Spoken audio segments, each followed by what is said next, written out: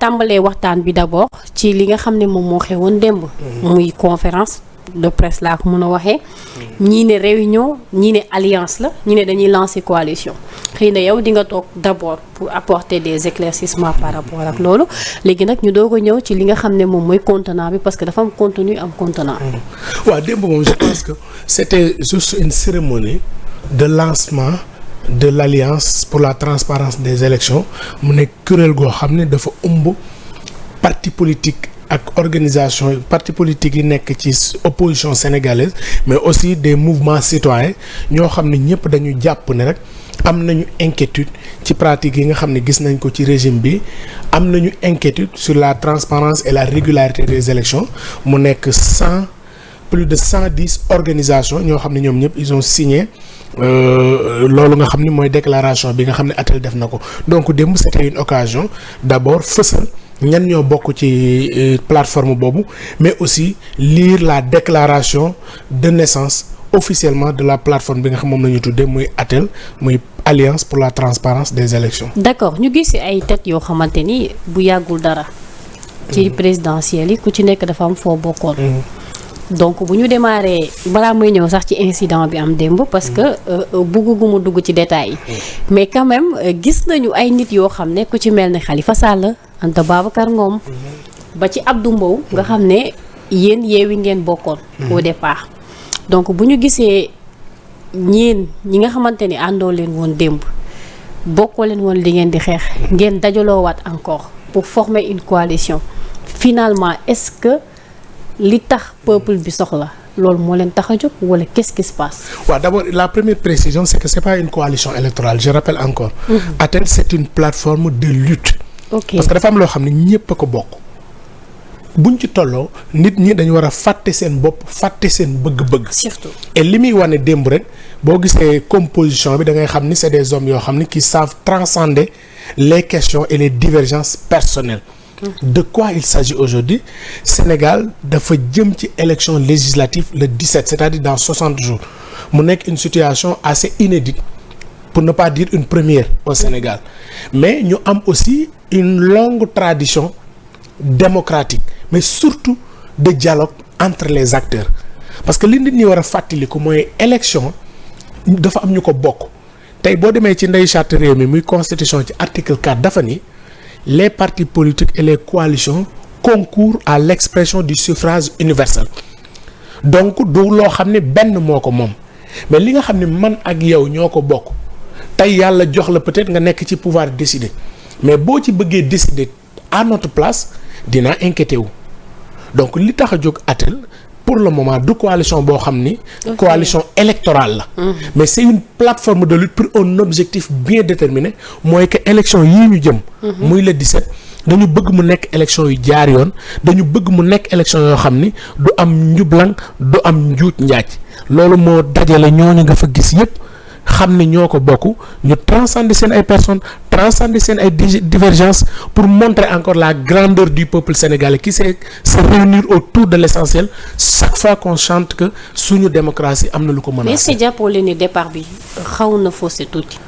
parce que boo leen ne prix dib rek. il y a eu des quoi. waaw tu me permets de revenir sur ça parce que malheureusement en fait on n'a pas compris exactement lan moo xew. waaw man ma fa nekk nag mën naa la wax li xew. merci malheureusement et c'est désolant que aujourd'hui je vois certains même qui se disent journalistes exploiter loolu di ko wane noo xam ni demeewu ni ce qui s'est passé c'est que la réunion était présidée par Khalifa Ababacar Sall selon un ordre du jour bien déterminé. Et l'ordre du jour c'était quoi? mooy que bu defee introduction ba pare Thierno Bocoum dina lire la déclaration de création de l'ATEL su paree Anta Babacar Ngom lire les membres et Pape Djibril Fall lire la résolution. Et une réunion un ordre du jour avait été déterminé par le président Khalifa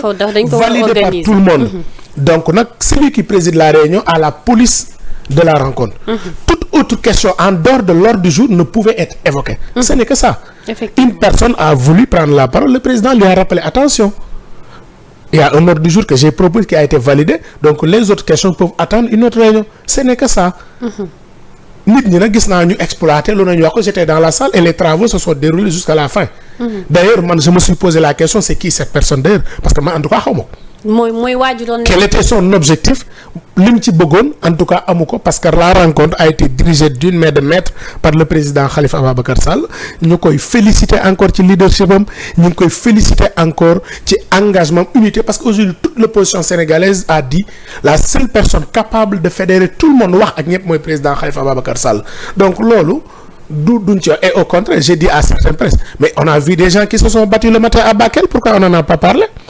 devant Ayib Daffé des gens qui se battaient pour des postes fii xeex amu fa il y a que ça il fallait rappeler lors du jour de la réunion et je pense que quand il a fait le rappel tout le monde est revenu à la raison. D'accord. Alors dégg naa la sa biir wax léegi nga ne da ngeen ko teg juste pour que élection yi mën a jaar dans les règles de l'art. Alors est-ce que da ngeen am njortu ne y a quelque chose qui ne va pas wala da nga jàpp ni processus électoral bi dafa narut a jaar yoon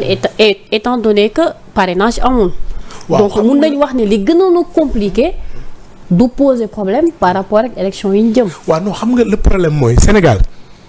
dafa am benn tradition xam nga réew yu bari ci sous-région bi li ko taal élection la maanaam un parti bu ñëw def lu ko neex